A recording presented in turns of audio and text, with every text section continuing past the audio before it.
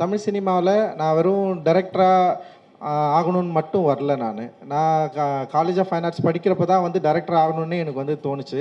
ஆனால் டைரக்டர் ஆனால் இந்த மாதிரி படம் தான் எடுக்கணுன்ற விருப்பத்தோடு தான் நான் இங்கே வந்தேன். ஆனால் நான் ஒரு 3 வருஷம் இண்டஸ்ட்ரியில் இருப்பேன் தான் நான் நம்பினேன். அதுக்கு மேலே நான் இருக்க மாட்டேன்னு எனக்கு பெரிய நம்பிக்கை இல்லை ஆரம்பத்தில். காரணம் என்னென்னா, நம்ம பேசுகிற அரசியல் வந்து நம்ம ஊரில் நம்ம காலனி தாண்டி ஊருக்குள்ளே போய் பேசினாலே ஒத்துக்க மாட்டாங்க. ஆனால் இவ்வளோ பெரிய இடத்துல வந்து நம்ம பேசுகிறது வந்து எப்படி அக்செப்ட் பண்ணிப்பாங்க? இது ஒரு பயங்கர முரணான ஒரு இடமா இருக்கும். இதில் எப்படி நம்ம தாக்கு பிடிக்க போகிறோம் நான் யோசிச்சிருந்திருக்கேன். அண்ட் வந்து அதுதான் என்னுடைய பெரிய மனதில் உள்ள பெரிய கேள்வியாகவும் இருக்குது. நான் எப்படி இதை ஹேண்டில் பண்ணுறது, எப்படி இதை பேசுகிறது, எப்படி இதை மொழியாக மாற்றுறது, எல்லாரும் அக்செப்ட் பண்ணுற ஒரு மீடியமாக எப்படி இதை வந்து நம்ம ஹேண்டில் பண்ணுறது அப்படின்றது தான் நான் தொடர்ந்து அதுதான் நான் வந்து யோசிச்சுட்டே இருப்பேன். அப்படி யோசித்ததன் மூலமாக நான் நினச்சது வந்து குறைந்தபட்சம் ஒரு 3 ஆண்டுகள் இல்லை 5 ஆண்டுகள் வந்து ஒரு டைரக்டராக எனக்கு பிடிச்ச ஒரு படத்தை எடுத்துகிட்டு போயிடணும் அப்படின்னு தான் நான் நினச்சேன். பட் ஆனால் வந்து மக்கள் என்னை வந்து இயக்குனராக மட்டும் ஏற்றுக்கொள்ளாமல் தயாரிப்பாளர்களாகவும் ஏற்றுக்கொண்டார்கள். அந்த தயாரிப்பாளர் ஏற்றுக்கொண்டதன் மூலமாக இன்றைக்கி வந்து நீலம் ப்ரொடக்ஷன் வந்து இவ்வளோ பெரிய ஒரு நிறுவனமாக வளர்ந்துருக்கு. இதில் நிறைய பேர் இன்றைக்கி வந்து இயக்குனராக மாறி இருக்காங்க. நிறைய பேர் வந்து இந்த நீலம் ப்ரொடக்ஷன் மூலமாக வெளியே வந்திருக்கிறாங்க அப்படின்னு நினைக்கிறப்ப வந்து உண்மையிலேயே பெரிய மகிழ்ச்சியாகவும் பெரிய உத்வேகமாகவும் இருக்குது. தொடர்ந்து செய்யணும்னு நான் வந்து விரும்புகிறேன். ஏன்னா இன்றைய சூழலில் நான் வந்த சூழலையும் சரி இப்பயும் சரி படம் எடுக்கிறது வந்து பயங்கர சவாலான விஷயம். ஒரு படம் கிடைக்கிறது ரொம்ப சவாலான விஷயம். அந்த படத்தை வந்து எடுத்து முடித்து ரிலீஸ் பண்ணுறது இன்னும் சவாலான விஷயம். ஏன்னா இங்கே அவ்வளவு இப்போ நார்மல் கமர்ஷியல் இல்லை நார்மலான ஒரு ஆர்டிஸ்டிக் படம் எடுத்து ரிலீஸ் பண்ணுறதுலே பெரிய சவால் இருக்கும். ஆனால் நம்ம வந்து இந்த நார்மல் கமர்ஷியல் அண்ட் ஆர்டிஸ்டிக் படங்களில் மீறி ஒரு பாலிடிக்ஸை வந்து முன்வைக்கிறோம், ஒரு கருத்தை வந்து முன்வைக்கிறோம். இப்போ கருத்து முன்வைக்கிற படங்கள் வந்து பெரிய வெற்றி அடையுமா, இல்லை மக்கள்கிட்ட கொண்டு போய் சேர்க்க முடியுமா அப்படின்ற ஒரு பெரிய கேள்வி வந்து இருக்கும். அதையெல்லாம் கடந்து வந்து கருத்து கண்டென்ட் வந்து பிரதானமாக அந்த கண்டென்ட்டோட கலையையும் சேர்த்து அதோட கமர்ஷியல் வடிவத்தையும் வந்து உள்ளடக்கி வெற்றி பெற முடியும் அப்படின்னு சொல்லிட்டு நீலம் ப்ரொடக்ஷன் வந்து நிரூபிச்சிருக்கு. அது மூலமாக நிறைய இயக்குனர்கள் நிறைய பேர் இன்றைக்கி வெளியே வந்திருக்கிறாங்க. உண்மையிலேயே வந்து ஒரு பெரிய மகிழ்ச்சியான தருணமாக நான் இதை வந்து பார்க்குறேன். அண்ட் வந்து இன்றைக்கி இருக்கிற சவால்களை சமாளிக்கக்கூடிய ஒரு மன தைரியம் அதனால தான் எனக்கு இருக்குது அப்படின்னு நான் நம்புகிறேன். ஏன்னா இன்றைக்கி வந்து கார்ப்பரேட் நிறுவனங்கள் ஃபஸ்ட்டு வந்து ஓடிடி நிறுவனங்கள் வந்து எல்லா படங்களையும் வாங்கினாங்க.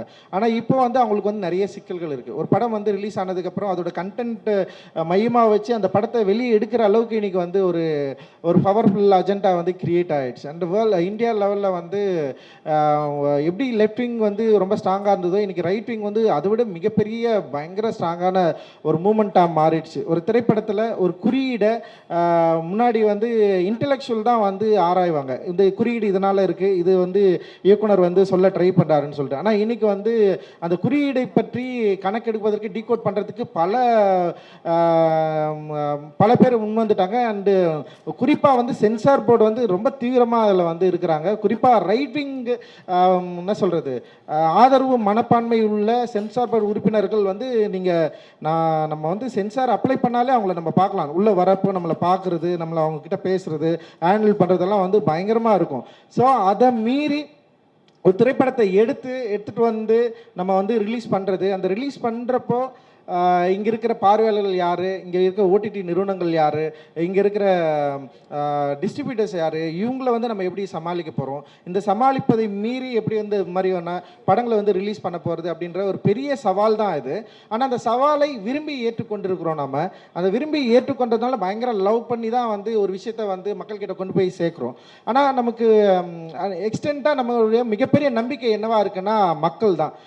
மக்களை மீறி நம்ம வேறு யாரையும் வந்து பெருசாக நம்ம வந்து எதிர்பார்க்க போகிறதில்ல. மக்கள்கிட்ட தான் திருப்பி கடைசியாக நம்ம போகிறோம். அதுதான் டெமோக்ராட்டிக்கான ஒரு ஏரியாவாக இருக்குது. அண்ட் ஓடிடி நிறுவனங்கள் இல்லை மற்ற நிறுவனங்களுடைய இப்போ சப்போர்ட் வந்து குறைந்த அந்த காலகட்டத்தில் திரும்பவும் தியேட்டர் அண்ட் மக்கள் அப்படின்னு நம்ம போகிறோம். அண்ட் மக்களுக்கு வந்து அவர்கள் ஏற்கனவே பழக்கப்பட்ட ஒரு கதையை சொல்லாமல், ஏற்கனவே அவங்களுக்கு எந்த பிரச்சனையும் இல்லாத ஒரு கதையை சொல்லாமல், அவர்களுடைய சமூக பிரச்சனையை பற்றி பேசுகிற ஒரு கதையை சொல்கிறப்போ ஒரு பெரிய சவால் இருக்குது. மக்களை தியேட்டருக்குள்ளே உள்ளே கொண்டு வர்றது, மக்களை பார்க்க வைக்கிறது, அவங்க இந்த படம் வந்து பிடிச்சிருந்தாலும் தியேட்டருக்குள்ளே வந்து பார்க்குறது நிச்சயமாக ஒரு பெரிய சவால் தான் அது.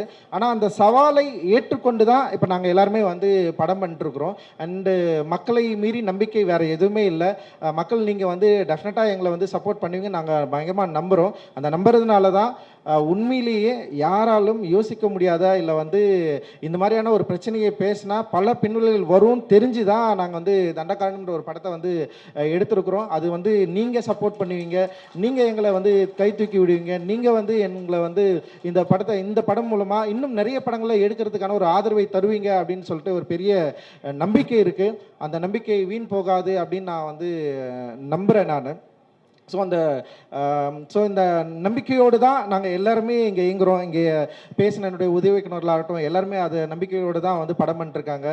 அண்ட் வந்து இப்போ நான் வந்து அம்பேத்கரிசம் பேசுவேன், இவன் அதின் வந்து கம்யூனிசம் பேசுவான். ஸோ வந்து எங்களுக்குள்ளே வந்து கருத்து முரண் இருக்குது, இல்லைன்னா சொல்ல முடியாது. ஆனால் வந்து எல்லாரும் வந்து ஒரு தளத்தில் வந்து இயங்குகிறோம். இப்போ ஒரு ஷார்ட்டில் வந்து திடீர்னு வந்து அது என்ன பண்ணான்னா ரெட் கலர் ஷர்ட் போட்டு வர ஒரு ஷார்ட் வந்து காட்டினான். அவனை திரும்பி பார்த்தேன், இல்லை அங்கே ஒரு ப்ளூ கலர் சட்டை வரும் தோழர் அப்படின்னா. நான் சொன்னேன் ப்ளூ கலர்லாம் வேணாம், நீ ரெட்டே வை, எனக்கு ரெட்டு பிரச்சனையே இல்லை அப்படின்னு நான் சொன்னேன். ஸோ இங்கே வந்து என்னென்னா தத்துவங்களுடைய பிரச்சனையே கிடையாது, தத்துவத்தை யார் கையாளுறாங்க, அதை எப்படி கையாளுறாங்க.